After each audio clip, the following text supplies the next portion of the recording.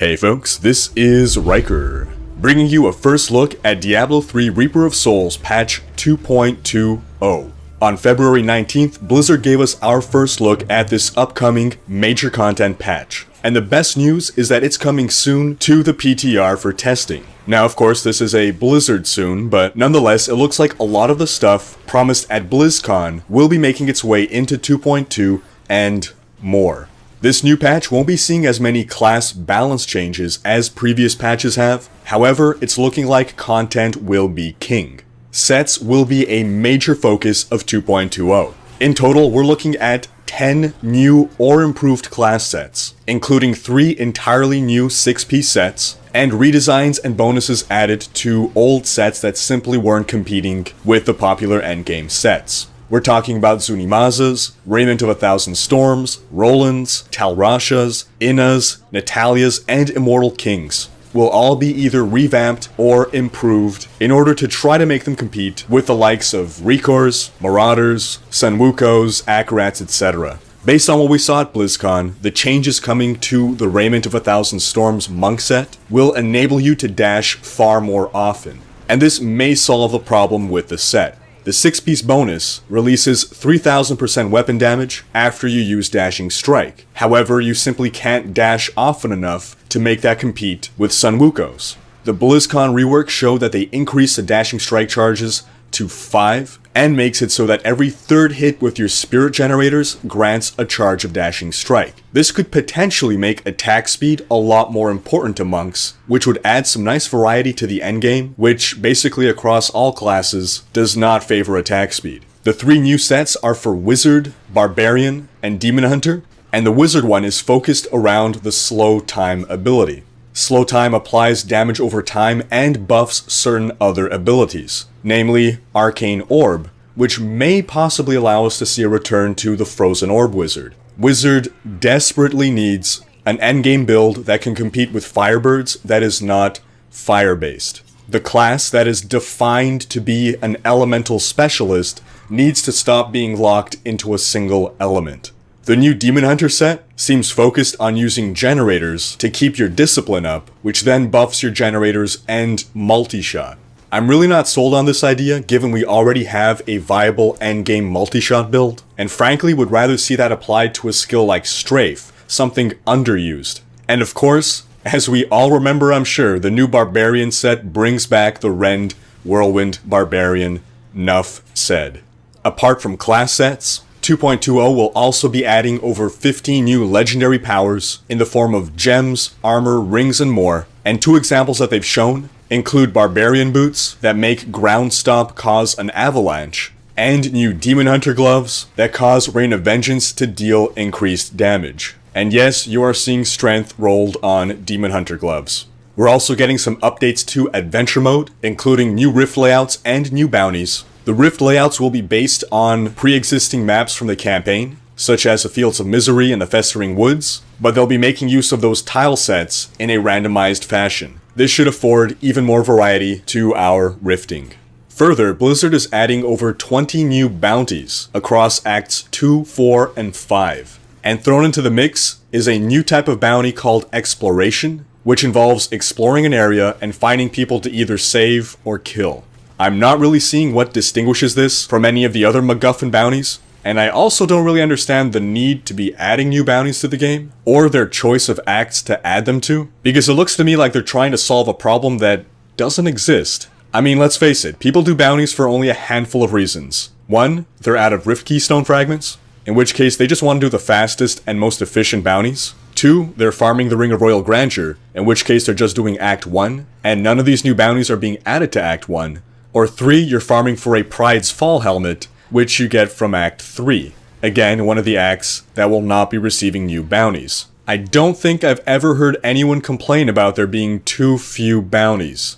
It seems like Blizzard is trying to entice us to do bounties more, but if that's the case, they need to add more reward to them as well. Otherwise, it's just rifts, baby. Now again, there won't be any major class updates, but there will be some fine-tunement of overall class balance, including buffing certain underperforming skills, and some quality of life improvements, like finally adding an icon that shows a number of active sentries that a Demon Hunter has. Thank you. Apart from that, Blizzard saw how the new goblin types were a huge success, so they're adding 3 new types again. So we're getting even more new types of goblins. We have the Gelatinous Sire, which splits into smaller goblins. Of course, this is a reference to the Gelatinous Cube and the various ooze monsters from Dungeons & Dragons, so it'll be interesting to see how that plays out. Then we have the Gilded Baron, that will doubtless just drop a ton of gold, which I guess is nice, but given how pretty much everyone is sitting on millions and millions of gold at this point, likely hundreds of millions, I'm not sure how they're going to make this impressive without upsetting the balance of the current gold schema.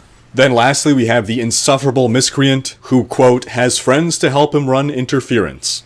I don't know about you, but most goblins I run into have friends that run interference when I'm trying to kill them. So again, I'm interested to see how exactly the mechanics here will play out to make these exciting to find.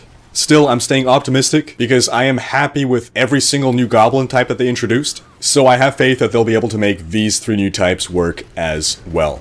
Second to last, 2.20 will be adding a cosmetics window. Basically, for all of you who have wings, or the pre-order pet, or that Warlords of Draenor flag standard pennant thing, all these things take up stash space.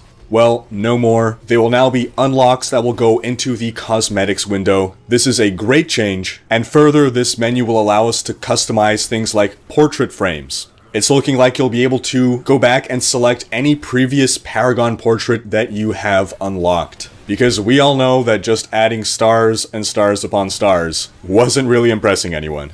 Now, something that is pure speculation based on this is that Blizzard may at some point implement a microtransaction system just for cosmetic items. This seems like a lot of development effort put into something that really isn't all too significant, at least in the grand scheme of things. However, I know a lot of people would be willing to spend a little bit of money on purely cosmetic changes. We're not talking pay to win here, but I've known of people who have purchased StarCraft II Heart of the Swarm just to get the Blade Wings. Never played the game, never intended on playing the game, just wanted the Blade Wings. So if a cosmetic microtransaction shop gets added to the game, this will not be the end of the world. This will allow Blizzard to monetize Diablo 3 in a way that has allowed Team Fortress 2 to continue to be a sustainable game years and years and years down the line. The video gaming landscape has changed since the 90s. Pay models have changed, evolved. If Blizzard could be monetizing this game, we live in an era in which games that are able to bring in consistent revenue over time are the ones that will receive the most developer investment. Blizzard is running a business, not a charity. They have employees to pay, and every employee they're paying to work on a game that is not getting them more revenue is not a sustainable business model. Diablo 3 can't continue to be funded on World of Warcraft subscriptions. But again, this is pure speculation. I'm just raising these points so that if Blizzard were to ever add the microtransactions, it is not a system shock.